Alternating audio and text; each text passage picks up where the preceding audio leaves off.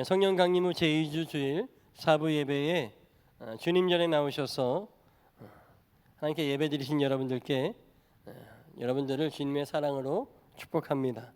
또 오늘 예배와 말씀을 주시는 주님의 은혜와 또 하나님의 사랑과 성령의 사귐이 여러분 모두와 함께하기를 간절히 축복합니다. 점점 날씨가 더워지고 있습니다. 아침 저녁으로 좀 쌀쌀한데 한낮에는 태양이 이제는 좀 따가워졌다라고 느껴집니다. 얼마 전에 굉장히 또 모기가 많이 날아다니기 시작하더라고요. 오랜만에 전기 모기채를 또 꺼내서 충전시키고 있습니다. 이렇게 날씨가 많이 더워졌는데요. 날씨가 바뀌면 사람들에게 가장 먼저 일어나는 변화가 무엇이 있겠습니까? 여러 가지가 있겠지만 가장 먼저는 옷차림이 좀 가벼워질 것 같습니다. 우리 일상에서 옷이라고 하는 것은 참 많은 것을 표현하는 도구이자 또 없어서는 안 되는 필수적인 요소인 것 같습니다. 아마 인류 역사상 옷이 필요 없던 시기는 딱 한 시기였겠죠. 아담과 하와가 살던 에덴 동산에서만 옷이 필요 없었고 그 다음부터는 옷이 항상 필요했습니다. 옷은 사람의 부끄러운 수치를 가려주기도 하고 또 때로는 죄 지은 사람에게는 죄수복을 입혀서 수치스럽게도 합니다. 또 옷은 날씨에 따른 온도 변화에 따라서 사람을 따뜻하게 때로는 시원하게 보호하기도 합니다. 또는 거친 일이나 특별한 상황 가운데 있는 사람의 안전을 지켜주고 또 스포츠 선수들에게는 좋은 기량과 좋은 기록이 나오도록 돕는 역할을 하는 것이 또한 옷입니다. 또 옷을 통해서 어떤 것을 할 수 있습니까? 우리 기분이나 어떤 무드를 표현할 수 있죠. 밝은 옷과 채색의 옷을 통해서 화사한 기분을, 때로는 장례식과 같은 곳에서는 검은색 아니면 순백의 옷을 통해서 그런 그 애도의 상황을 표현하기도 합니다. 그런데요, 인류 사회 문명에 있어서 옷의 가장 중요한 역할은 역시나 그 사람의 신분과 그 사람의 역할을 규정하는 데 있다라고 말할 수 있겠습니다. 신분의 제도가 철폐되지 않고 제도적으로 평등한 시대에 살고 있는 오늘은 옷으로 그 사람의 신분과 어떤 역할을 규정하기 어렵지만 그러나 여전히 일부 특수 직군들에 대해서는 제복이라는 이름으로 그들에게 입혀서 그들의 신분을 구별하기도 합니다. 군인들이 그렇고 경찰, 소방관, 의사, 간호사 등이 그런 구별된 옷을 입죠. 그런데 어떤 사람들은 이런 평등한 현대 사회에서도 옷으로 자신의 지위를, 자신의 신분을 드러내려고 하는 사람들이 있죠. 똑같이 보이지만 아주 비싼 브랜드의 옷과 구두를 신고 또 좋은 소품과 때로는 자동차로 자신의 신분을 드러내려고 하는 사람들도 있습니다. 마지막으로 대표적으로 특별한 옷이 있죠. 종교인들의 옷일 것입니다. 그죠? 물론 우리 교회 같은 개신교는 특별한 날이 아니고는 크게 드러나지 않습니다. 물론 여기 보니까 저만 거의 양복을 입은 것 같으네요. 우리 저기 이성현 목사님이랑. 근데 목사님들이나 사제들이 입는 그 가운, 정식 명칭은 로브라고 하는데요. 로브와 이 어깨에 걸치는 스톨이라고 하는 그 목회자 가운들이 있고 또 스님들은 저도 명칭을 잘 몰랐는데 이번에 알았습니다. 가사와 장삼이라고 하더라고요. 뭐 그런 것들이 있습니다. 딱 그 옷을 입으면 아, 저 사람은 스님이구나, 저 사람은 뭐 신부님이구나, 목사님이구나 알 수 있는 거죠. 우리는 그 옷들을 통해서 그 옷을 입은 그 사람이 지금 무엇하고자 하는지를 사회적으로 본능적으로 파악할 수 있다고 하는 거예요. 제가 오늘 만약에 이 정장이 아니라 가운을 입고 스톨을 걸치고 왔다면 여러분들은 아마 뭔가 좀 짐작했을 겁니다. 오늘 성찬식이 있나? 오늘 뭔가 있나? 라고 상상했겠죠. 이렇게 옷이라고 하는 것은요, 인류의 역사 사회 안에서 그 사람을 설명하는 다양한 정보를 품고 또 표현하고 있습니다. 그런 의미에서 오늘 말씀의 제목은 한번 따라해 보실까요? 브랜드 지저스. 죄송합니다. 한 300명이 있는 것처럼 따라해 주시면 좋겠습니다. 브랜드 지저스. 한 200명 계시는군요. 감사합니다. 예수님 브랜드라고 하는 이 말씀의 제목입니다. 미국의 어떤 학자는 이 단어를 제목으로 해서 기독교 이미지를 소비적으로 파는 그런 소비주의를 비판하는 책을 내기도 했지만 오늘 저는 여러분들에게 우리가 예수 그리스도의 브랜드 가치라는 게 있잖아요, 그죠? 예수 그리스도의 브랜드 가치는 누가 말하지 않아도 최상위인데 우리는 과연 얼마나 브랜드 지저스로 예수 그리스도의 가치로 살아가고 있는지에 대해서 함께 말씀을 나누려고 합니다. 오늘 말씀의 서두에 제가 뜬금없이 옷 얘기를 꺼낸 이유가 바로 이것 때문에 그래요. 오늘 본문에도 옷에 대한 이야기가 나오죠. 본문 26절 27절 말씀 다시 한번 같이 읽어볼까요? 시작. 여러분은 모두 그 믿음으로 말미암아 그리스도 예수 안에서 하나님의 자녀들입니다. 여러분은 모두 세례를 받아 그리스도와 하나가 되고 그리스도를 옷으로 입은 사람들이기 때문입니다. 아멘. 27절의 말씀에 성도라고 부르는 사람들은 그리스도를 옷으로 입은 사람들이라고 지칭하고 있습니다. 그러면서 26절과 27절의 말씀은 이 그리스도를 옷으로 입은 사람들, 그 성도의 일종의 자격에 대해서 이야기하고 있습니다. 먼저 뭐라고 얘기합니까? 그 사람들은 믿음으로 말미암아 그리스도 예수 안에서 하나님의 자녀가 되는 사람들. 먼저 믿음이죠. 그리스도 예수께서 우리 인류를 위해 보내신 하나님의 아들이시다. 독생자이신 예수께서 우리를 위해 죽으시고 부활하셨다라고 하는 이 복음의 핵심을 믿는 믿음이 있는 사람들이 하나님의 자녀가 된다라고 그 자격의 조건에 대해서 이야기합니다. 여러분 다 믿음이 있으시죠? 제가 벌써 한 3주째 계속 믿음에 대한 이야기를 하고 있습니다. 이 믿음이 어디서 납니까? 로마서 10장 17절의 말씀에는 이렇게 이야기합니다. 그러므로 믿음은 들음에서 생기고 들음은 그리스도를 전하는 말씀에서 비롯됩니다. 그리스도를 전하는 말씀, 곧 예수 그리스도의 복음을 듣고 묵상하는 자에게는 믿음이 생긴다라고 하는 거예요. 제가 방금 이 예배를 드리기 전에 우리 어와나 친구들과 또 예배를 드리고 왔어요. 아이들한테 그 아이들 너무 시끄럽더라고요. 그래서 저도 시끄럽게 설교를 해야 돼요. 그래서 예수님 해봐 하면 애들이 예수님 하면은 그러면은 성부 성자 성령 삼위일체 하나님이 동일한 당신을 부르는 줄 알고 성령님이 찾아오셔서 예수님이 누구인지 예수님의 말씀이 어떤 뜻인지 가르쳐 줄 거야 라고 가르쳐 주고 왔습니다. 마찬가지죠. 우리가 예수님의 말씀을 듣고 예수님의 복음을 묵상하고 상고하고 예수 그리스도를 묵상할 때 성령님이 우리를 찾아오십니다. 나를 찾았구나 라고 우리에게 믿음이 무엇인지 가르쳐 주시고 믿음이 생겨나게 하시죠. 그래서 예수님을 나의 주, 나의 하나님으로 고백할 수밖에 없게 하는 겁니다. 여러분 이것을 믿으십니까? 믿음이 생기려고 하면요 말씀을 읽어야 돼요. 말씀을 들어야 돼요. 말씀을 듣지도 아니하고 말씀을 읽고 묵상하지도 아니하고 나는 믿음이 없어라고 생각하는 사람들은 뭔가 큰 오류가 있는 거죠. 오늘 27절의 말씀과 같이 믿음이 있는 사람은 또 뭐라고 얘기합니까? 믿음이 생겨서 하나님의 자녀가 된 사람은 확실하게 하기 위해서 세례를 받아야 된다라고 말씀합니다.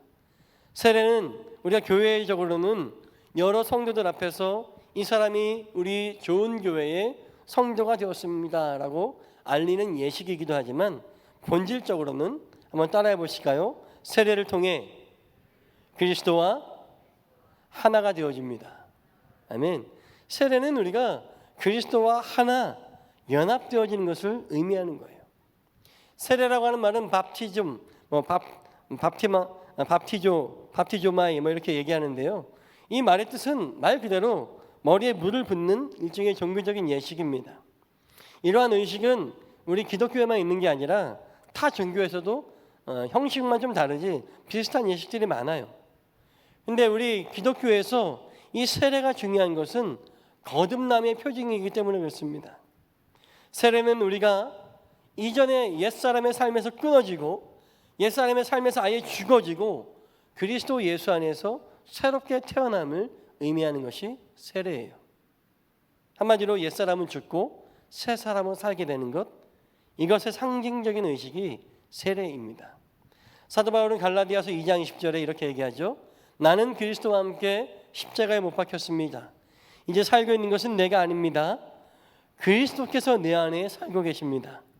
내가 지금 이 육신 안에 살고 있는 삶은 나를 사랑하셔서 나를 위하여 자기 몸을 내어주신 하나님의 아들을 믿는 믿음 안에서 살아가는 것입니다. 아멘.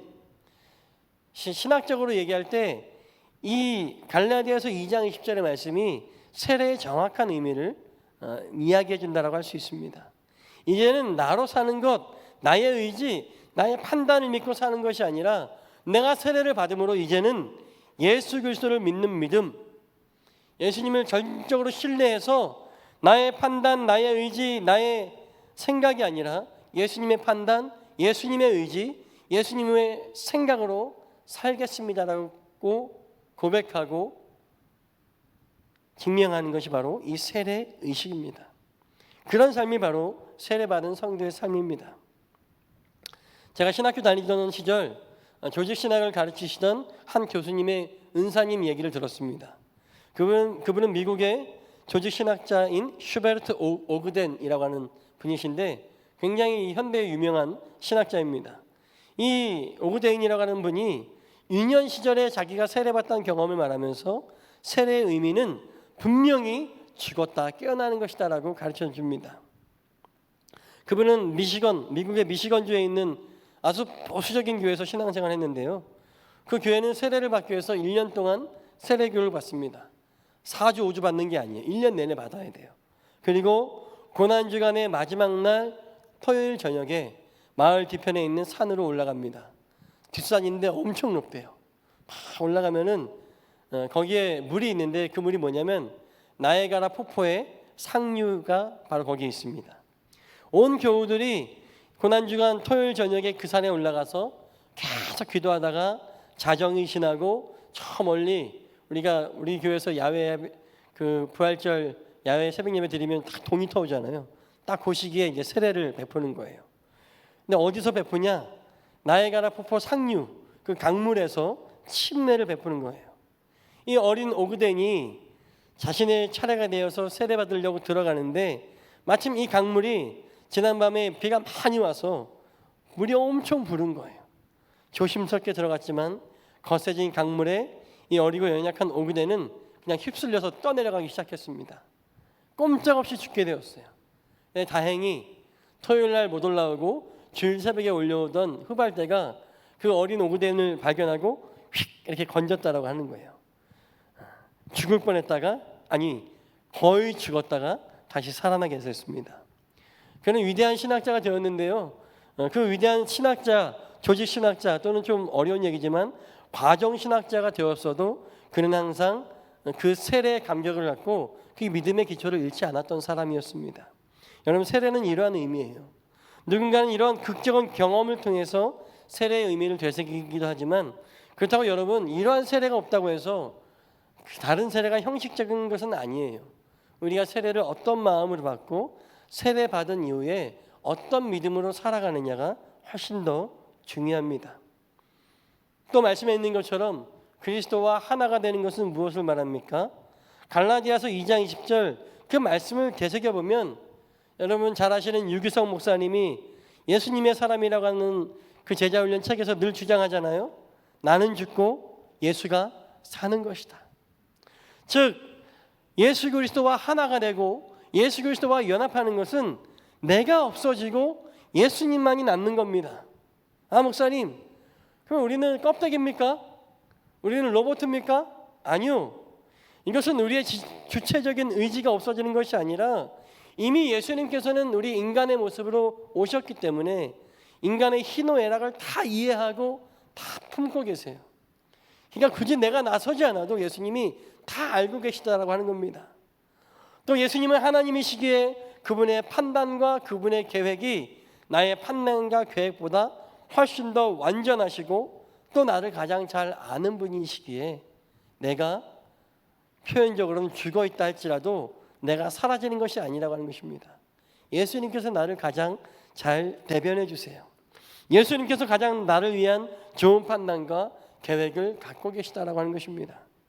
그러므로 예수님과 그리스도와 연합하고 그리스도와 하나가 된다라고 하는 것은 나의 경험, 나의 판단, 나의 자의지를 내세우기보다는 다 내려놓고 예수 그리스도로 사는 것이 가장 행복하고 안전한 삶이다라고 고백하는 것입니다. 이것이 바로 예수 그리스도와 하나가 되고 연합되는 것의 의미입니다. 연합이라고 해서 나 절반, 예수님 절반이 아니라 말씀드린 것처럼 예수님이 나의 전부가 되셔도 충분히 나를 표현해 주시기 때문에 나는 죽고 예수가 사는 것이 그리스도와 연합 하나 된 것임을 우리가 이해할 수 또 깨달을 수 있어야 합니다. 바로 이러한 상태를 제가 이 말씀을 하려고 여기까지 왔어요. 바로 이러한 상태를 오늘 말씀은 따라해 보실까요? 그리스도를 옷으로 입은 사람.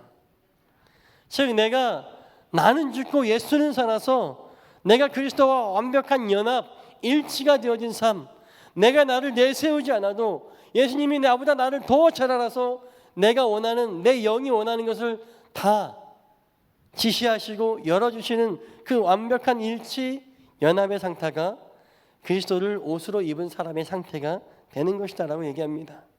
즉 내가 입은 옷의 브랜드가 예수님이라고 하는 것을 의미하는 겁니다. 이 부분을 메시지 성경을 읽어보니까 이렇게 써 있더라고요. 세례는 또한 성숙한 신앙의 옷을 입는 것입니다. 즉 내가 그리스도를 옷으로 입는다라고 하는 것은 나의 신앙이 최대치로 성숙함으로 나아간다라고 하는 의미입니다. 나의 미숙한 판단으로 이 세상을 사는 것이 아니라 성숙한 예수님의 지혜를 의지하고 기대는 신앙의 옷으로 살아가는 것을 말하는 것이 그리스도로 옷 입는 삶입니다. 사랑하는 여러분 지금 그리스도로 옷 입고 계십니까? 여러분 지금 예수 그리스도라고 하는 신앙의 옷을 입고 살아가고 있습니까? 거룩한 옷을 입고 있습니까? 여러분 지금 어떤 옷을 입고 오늘 예배의 자리로 나오셨습니까? 옛날에는 목사님들이 그렇게 많이 강조하셨어요. 예배 드릴 때 깨끗한 옷, 좋은 옷을 입고 나오라고 많이 강조하셨습니다. 왜죠? 주님을 만나러 가야 되니까, 그죠? 그래서 세상에 찌든 때가 물든 옷은 벗어버리고 깨끗하게 세탁된 옷을 입고 가야 되겠습니다. 저도 어릴 때 저희 어머니가 항상 주일 아침이 되면 토요일에 옷을 깨끗하게 세탁해서 잘 마른 옷을 칼주름이 지도록 잘 다림질해서 제 방에 갖다 주셨어요. 얼마나 다림질을 심취하셨는지 청바지에도 주름을 잡아주셔가지고 청바지를 양복처럼 입고 다녔습니다. 그때는 잘 몰랐지만 지금 생각하니까 참 감사하고 귀한 추억이에요. 늘 이렇게 주일마다 새 옷은 아니지만 다 누나 옷을 물려받았지만 깨끗하게 빨아서 청바지까지 다 다림질돼서 입고 나가는 옷. 그런지 몰라도 주일 아침에 새롭게 준비된 옷을 입고 가는 저의 기분은 늘 즐겁고 새로웠습니다. 잘 마르고 주름이 잘 선 옷이 기분 좋게 불어오는 바람에 나풀거리는 그 느낌이 너무 좋았어요. 여러분들은 그렇게 하고 계십니까? 여러분들의 자녀들에게 또 남편과 아내를 위해서 서로 그렇게 좀 하고 계십니까? 이게 중요한 건 아니지만 그렇게 하시면 참 좋을 것 같아요. 앞서 말씀드린 그 오구된 신학자의 교회는 보수적인 교회라고 말씀드렸잖아요. 얼마나 보수적이냐면 그 교회는 가끔 나이가라 폭포 근처니까 관광객들이 주일날 예배드리러 옵니다. 근데 절대 준비되지 않은 그 관광 등산복 이런 걸로 절대 예배를 드릴 수 없어요. 언젠가는 한 관광객 무리가 그럼에도 불구하고 예배를 드리겠다고 하니까 옷을 다 벗겨서 속옷에다가 성가대 가운만 입혀가지고 예배를 드리겠다는 전설적인 이야기가 있습니다. 자, 제가 이렇게까지 말씀드린 이유가 뭐겠어요? 여러분 지금 어떤 옷을 입고 오셨습니까? 어떤 옷을 입고 지금 이 예배를 드리고 있습니까? 사실 저는 여러분이 어제 입었던 옷 또 입고 왔다고 탓하려고 하는 거 아닙니다. 사실 눈에 보이는 옷보다 더 중요한 옷이 있잖아요. 아무리 내가 잘 준비된 세탁되고 잘 다려진 옷을 입었다 할지라도 예배의 자리에 나온 나의 심령이 참 믿음으로 인하여서 나는 죽고 예수와 연합하여 사는 성숙한 신앙의 옷, 브랜드 지저스의 옷을 입지 않았다면, 예수 그리스도의 옷을 입지 않았다면 여러분이 아무리 잘 차려 입은 옷이 무슨 소용이 있겠습니까? 하나님께서 이사야서 1장에 이렇게 말씀하십니다. 주님께서 말씀하신다. 무엇하러 나에게 이 많은 재물을 바치느냐? 나는 이제 순양의 번제물과 살진 짐승의 기름기가 지겹고 나는 이제 수송아지와 어린 양과 순염소의 피도 싫다. 너희가 나의 앞에 보이러 오지만 누가 너희에게 그런 것을 요구했느냐? 나의 뜰만 밟을 뿐이다. 다시는 헛된 재물을 가져오지 말아라. 다 쓸모없는 것들이다. 분양하는 것도 나에게는 역겹고 초하루와 안식일과 대회로 모이는 것도 참을 수 없고 거룩한 집회를 열어놓고 못된 짓도 함께하는 것을 내가 견딜 수 없다. 나는 진짜로 너희의 초하루 행사와 정한 절기들이 싫다. 그것들은 오히려 나에게 짐이 될 뿐이다. 그것을 짊어지기에는 내가 너무 지쳤다. 너희가 팔을 벌리고 기도한다 하더라도 나는 거들떠보지도 않겠다. 너희가 아무리 많이 기도를 한다 하여도 나는 듣지 않겠다. 너희의 손에는 피가 가득하다. 너희는 씻어라. 스스로 정결하게 하여라. 내가 보는 앞에서 너희의 악한 행실을 버려라. 악한 일을 그치고 옳은 일을 하는 것을 배워라. 정의를 찾아라. 억압받는 사람을 도와주어라. 고아의 송사를 변호하여 주고 과부의 송사를 변론하여 주어라. 아멘. 제가 하는 얘기가 아닙니다. 이사야서 1장에 있는 말씀이에요. 마태복음서 5장 23절 24절에 그러므로 네가 제단에 제물을 드리려고 하다가 네 형제나 자매에게 네가 어떤 원한을 품고 있다는 생각이 나거든 너는 그 제물을 제단 앞에 놓아두고 먼저 가서 내 형제와 자매와 화해하여라. 그런 다음에 돌아와서 제물을 드려라. 여러분들이 아무리 깨끗하고 잘 준비된 화려한 옷을 입고 아주 거액의 헌금을 아주 귀중한 예물을 준비한다 할지라도 하나님께서 그거 원하시지 않는다라고 하는 것입니다. 너희가 거룩한 집회를 열어놓고 니네 멋대로 니네 마음대로 악한 짓을 저지르는 것을 하나님은 원하시지 않는다라고 하는 거예요. 무엇을 원하십니까? 오늘 말씀에 비추어보면 그리스도를 옷 입으라고 하는 것입니다. 니네 마음대로 니네 멋대로 살지 말고 너는 좀 죽고 내가 살자. 나는 죽고 예수 그리스도가 사는 인생, 그리스도로 옷 입은 너희들을 나는 기대하고 기다린다라고 오늘 하나님은 우리에게 말씀하십니다. 지금 여러분 어떤 옷을 입고 나오셨습니까? 우리 몸에 걸치는 옷도 중요하지만 그 심령이 그리스도 예수의 옷을 입지 못했다면 아무 소용이 없습니다. 비록 옷이 준비되지 못해서 반바지에 슬리퍼에 티조가리 하나 입고 왔어도 머리도 감지 못해서 모자를 쓰고 왔어도 그런 분 안 계시죠? 예, 혹시 계시면 죄송합니다. 그게 중요한 게 아니라는 거예요. 그 심령의 예배에 갈급한 마음, 하나님 아버지를 보고 싶고 만나고 싶어하는 갈급함으로 나왔다면 그 사람은 그리스도의 의지, 하나님의 인도하심이라고 하는 그리스도의 옷을 입고 나온 사람들이다 라고 하는 것입니다. 그 영혼을 주님께서 반가에 맞아주시고 돌아온 탕자를 맞이하듯이 얼싸안아 주시는 겁니다. 여러분 신천지들 아세요? 신천지자들은요 요한계시록에 나타난 흰 옷의 의미가 무엇인지도 모르고 주일마다 흰 옷을 입고 모입니다. 흰 옷을 입고 모여 있으면 자신들이 마치 구원받은 무리가 될 수 있을 것 같다는 착각을 하는 것 같아요. 그러나 그 심령 안에 진짜 보혜사이신 예수 그리스도가 나는 죽고 예수 그리스도만 살아계시지 않는다면 아무리 흰 옷을 입고 앉아 있어도 구원은 어림없습니다. 그들의 흰 옷은 선택받은 백성이 아니라 저들의 장례식에 입을 심판과 저주에 확정받은 수위가 될 뿐이다라고 하는 것입니다. 사랑하는 여러분, 나의 마음은 접고 그리스도의 의지, 하나님의 계획하심으로 살아가는 예수 그리스도의 마음, 브랜드 지저스의 옷을 입고 살아가시는 우리 모두가 되시기를 주의 이름으로 간절히 축원드립니다. 좀 시간이 지났지만 마지막으로 제 목회 초기에 있었던 이야기 하나 해드리고 말씀 마치려고 합니다. 언젠가 한번 드렸던 것도 같아요. 저는 2005년도 10월에 교회를 개척했어요. 총각으로. 제가 교회를 개척하면서 생각하기를 이렇게 잘생기고 이렇게 능력 많은 내가 교회를 개척하면 성도들이 구름대같이 몰리겠지. 얼마나 교만했는지 그죠? 개척한 지 2년 반이 다 되도록 성도들은 한 명도 몰려들지 않았어요. 성도는 저랑 저희 어머니 권사님, 그 사이에 나름 결혼해서 전도한 저희 아내, 원래 교회를 다녔지만, 그리고 한 분 집사님이 계셨는데 지금도 의심이 되는 게 그분이 진짜 집사님이었는지 모르겠어요. 본인이 스스로 와서 집사라고 하니까 뭐 집사라고 불러야죠, 그죠? 그런 약간 나이롱 여집사님이 한 분 계셨습니다. 어느 주일 다른 때와 마찬가지로 이렇게 설교 중인데 예배실 문이 갑자기 빼꼼 열리면서 한 남자분이 들어오셨습니다. 예배실이 꽤 넓었거든요. 한 10평 정도 되나? 너무 좁아서 그 성도님이 이렇게 문을 빼꼼 열고 들어오는데 그 옷차림이 마치 UHD 4K로 보는 것처럼 옷이 너무 잘 보이는 거예요. 아주 생생하게 잘 보였습니다. 딱 봐도 옷에 때와 얼룩이 줄줄 흐르고 마치 노숙자와도 같은 옷차림으로 들어오셨습니다. 얼굴은 술을 마셨는지 시뻘겋고 머리는 빡빡 깎고 눈에는 시퍼런 멍이 든 것처럼 인상이 험상궂어서 마치 동네 불량배처럼 보였어요.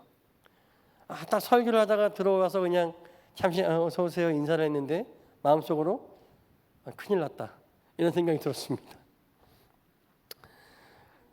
그분이 이제 가장 뒷자리에 앉아서 설교를 듣다가 갑자기 한숨을 푹 내쉬는데 예배당이 너무 넓다 그랬죠. 너무 넓어가지고 막걸리와 파전 냄새가 온 성전을 확 휘감았어요. 주님의 임재가 아니라. 그랬더니 우리 전 성도들이 3명이죠. 3명이 뒤로 확 돌아서 그분을 바라봤습니다. 그랬더니 그 남자분이 좀 겸연쩍었는지 에이씨 하더니 나가는 거예요. 제 마음속으로 이렇게 생각했습니다. 다행이다. 어서 가시옵소서. 제 마음속으로 이렇게 생각을 했는데 근데 제 마음과는 달리 제 입술은 다른 얘기를 하고 있더라고요. 제가 설교를 중단하고 성도님 가지 마세요. 제가 말을 해놓고도 너무 후회했어요. 왜 그랬을까? 정말 제 입을 후려치고 싶었습니다. 그래서 제가 말을 이었습니다. 성도님 가지 마세요. 세상에는 오늘 주일인지 알면서도 놀러 나간 성도들이 있는데 성도님처럼 술을 마셨어도 오늘이 주일인 걸 깨닫고 예배의 자리에 하나님 만나러 온 성도님을 하나님이 얼마나 기뻐하시겠습니까? 제가 한 얘기가 아닙니다. 제 마음은 빨리 가달라고 하는 마음인데 제 입술을 성령님이 주장하셨어요. 그랬더니 그 남자분이 다시 자리에 앉았습니다. 큰일 났죠. 그때부터 이제 이 남자분이 흐느끼며 울기 시작합니다. 근데 이렇게 지금 조용히 울면 되는데 교회당이 너무 넓어가지고 다 들려요. 설교를 하는 건지 예배를 어떻게 마쳤는지 모르겠어요.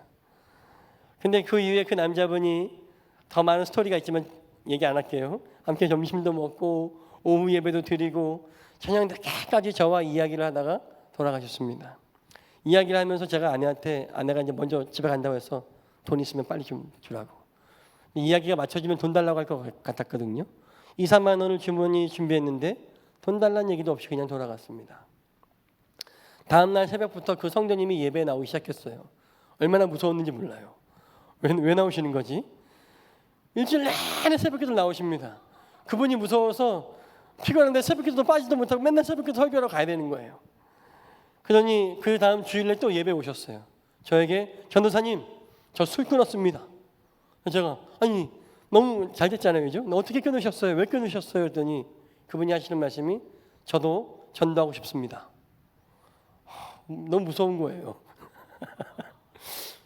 그 다음에 2주 동안 또 이분이 한 번도 새벽기도를 빠지지 않고 계속 나왔어요. 2주 후에 주일날 또 이 남자분이 점심 먹고 나온 다음에 전도사님 저 이제 담배도 끊었습니다. 저 이제부터 전도할 겁니다. 전 농담인 줄 알았어요. 근데 그분이 직업이 없는 백수였는데 매일매일 전도하러 다니는 거예요. 여기 있는데 전도사님이 설교가 그렇게 잘하지 않았는데 설교가 죽인다고 하면서 맨날 전도하러 다니는 거예요. 그리고 저녁에는 대리운전을 다니면서 대리운전 마지막 종착지를 우리 교회로 새벽기도 시간에 맞춰서 딱 들어서 새벽기도 하고 오전엔 자고 또 오후엔 또 전도하러 나가고 매일 그러는 거예요. 그리고 그 후에 하나님께서 그 성도님을 통해 저희 교회 성령의 기름 부으셔서 12배 이상이 되는 부흥의 역사를 그 당시 섬기던 개척교회에 허락해 주셨습니다. 할렐루야. 하나님 놀랍게 역사하시잖아요. 저는 아직도 그 성도님과 그때 상황이 기억돼요. 그 노숙자 같은 냄새, 한숨 푹 쉬니까 그 막걸리랑 파전 냄새 아직도 생생합니다. 알량한 전도사의 인간적인 눈에는 그분의 옷차림을 보고 불황아 취급했지만 그러나 하나님께서는 그 성도님 안에서 예배의 자리로 주장하여 주셨고 그가 술을 먹고 만취가 되었어도 오히려 주님의 부르심에 응답하여서 그의 의지를 내려놓고 그리스도의 옷에 집중해서 그가 예배 자리에 나왔을 때 하나님께서 그 사람을 통해서 우리 교회에 제가 섬기던 교회에 놀라운 부흥의 역사를 허락하신 겁니다. 사랑하는 여러분, 다시 묻고 싶습니다. 여러분 지금 어떤 옷을 입고서 오늘 예배의 자리에 참여하셨습니까? 다 잊어도 좋습니다. 다 잊어도 좋으니까 브랜드 지저스, 예수 그리스도의 옷을 입고 하나님 앞에 나오시기를 주의 이름으로 간절히 축복합니다. 그리스도의 옷을 입은 것도 아니죠. 그냥 걸친 거예요. 그 한 불황자를 통해서 제가 섬기던 교회가 축복과 부흥의 기름을 받았습니다. 하물며 예수 그리스도의 옷을 입고 제대로 신앙생활하는 우리 성도들의 삶이 여러분의 삶의 모든 지경을 누비며 다닐 때 여러분을 통해 여러분의 모든 삶과 이 세상에 얼마나 많은 하나님의 은혜와 복이 넘치겠습니까? 여러분 믿으십니까? 예수 그리스도의 옷을 입고 살아가시는 우리 모두가 되시기를 주의 이름으로 간절히 축원드립니다.